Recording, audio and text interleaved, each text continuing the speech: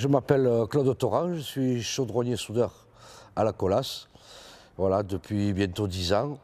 Et on a changé dernièrement avec le regroupement, j'ai changé de local.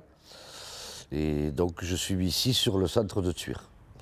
Voilà. Après, j'ai eu un souci à mon épaule gauche, qui a été déjà pas mal meurtri avec les efforts qu'on fait. Et il y a 2 ans en arrière, elle me faisait mal, donc je suis allé voir un médecin qui m'a dit on va passer des examens. Suite aux examens, mais il a fallu envisager l'opération. Donc il m'a dit on va vous mettre une prothèse, par contre vous aurez des soucis avec l'épaule et le travail par la suite, vous n'aurez plus la mobilité ni la force que vous aviez précédemment. Donc de suite, je suis allé voir mon employeur.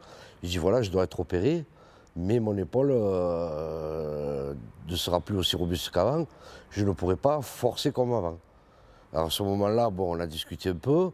C'est à ce moment-là que j'ai dit bon, mais je vais voir avec le médecin du travail s'il y a quelque chose à faire pour voir pour la reprise, pour une reprise thérapeutique à mi-temps, ou voir l'aménagement de poste éventuellement. Je suis allé voir le médecin du travail en lui disant que j'allais être opéré et que j'aurais des séquelles que je ne pourrais certainement pas reforcer comme je forçais auparavant. Et donc c'est à partir de ce moment-là qu'il m'a dit d'abord faites-vous opérer, donc après on verra selon votre récupération, les séquelles, ce que dit le chirurgien, et on verra ce qu'on aménage, ce qu'on envisage de faire. On a appris par M. Torrent et par la médecine du travail que quand il reviendrait, il ne pourrait plus être en mesure de soulever des charges comme il le faisait avant. Donc ça a été une inquiétude parce que s'il est soudeur chaudronnier et que tous les jours il doit manipuler des pièces en métal qui ont une charge importante et il doit les ressouder, donc ça lui fait du travail de manutention. On a essayé de récupérer au maximum de l'épaule pour évaluer le handicap. Et suite à cette évaluation, il a envisagé un aménagement de poste.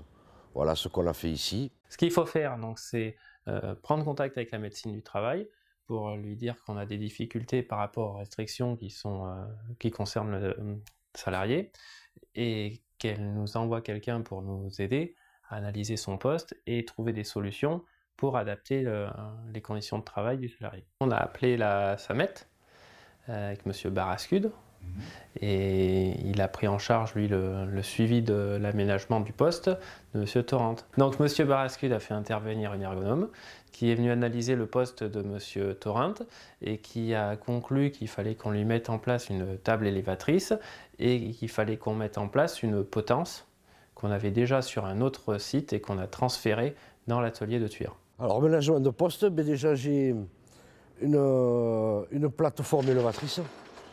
Donc tout ce qui est objet lourd qui est par terre, que je dois amener à hauteur de travail, je peux le prendre avec, donc le décharger du véhicule et l'amener ici et le reprendre même avec la potence. Et après, lorsque je travaille sur les bennes, sur les côtés, sur les ridelles qui sont assez hautes, j'ai aussi une petite plateforme sur roulette que je m'amène à côté. Donc je monte dessus et je peux travailler à hauteur, pour ne pas travailler les bras au-dessus de la tête, parce que maintenant, ça m'est difficile et douloureux. Il faut anticiper parce qu'il y a un peu de délai, le temps d'analyser le poste du salarié, de trouver les solutions techniques qui sont à mettre en œuvre, de les chiffrer, de monter le dossier pour voir la prise en charge et ensuite de réaliser les travaux pour l'aménagement du poste. Il a fallu à peu près une bonne année.